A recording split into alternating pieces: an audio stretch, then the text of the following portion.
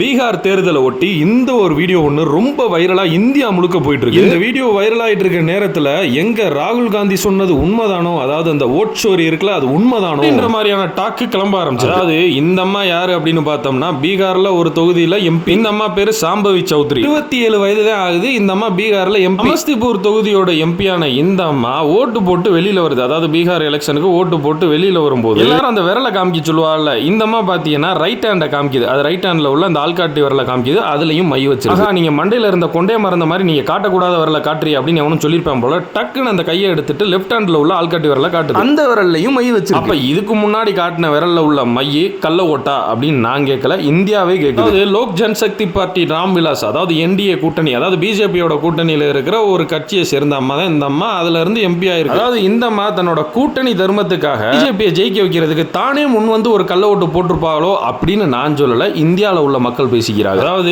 இப்ப வர அவங்க சைடுல இருந்து எந்த ஒரு கிளியரான ஒரு விளக்கமும் வரவே இல்லை. எப்படிமா உன்னோட 2 விரல்லையும் மை வந்துச்சு அப்படின்னு சொல்லிட்டு நிறைய யூடியூப் இன்ஃபுளுசரா இருக்கட்டும், நிறைய நியூஸ் சேனல்ஸா இருக்கட்டும் கேள்வி எழுப்பியும் இன்னமும் அவங்க சைடுல இருந்து ஒரு முறையான பதில் வரல. அதையொட்டி என்ன சொல்றாங்க அப்படின்னா, சங்கி குரூப் அந்த பிஜேபி குரூப் ஏதோ ஊழ வேலை பாக்குறாங்க. ஆல்ரெடி பிரேசில்ல உள்ள ஒரு மாடலோட போட்டோ வச்சு 22 நேம்ல 22 இடத்துல ஓட்டு போட்டதா சொல்லப்படுது. இதுல இப்படி அப்பட்டமா விரல காட்டி வேற மாட்டிக்கிறாங்க. எப்பா சிவனாண்டி என் மயங்கையில இந்தப்பா மச்சம் இருக்கு, அதுக்காக அவன் தான் எடுத்தேன்னு நினைச்சிடாதப்பா, நீ எவனாவது வந்து விளக்கம் கொடுக்குறாங்களான்னு பார்ப்போம்.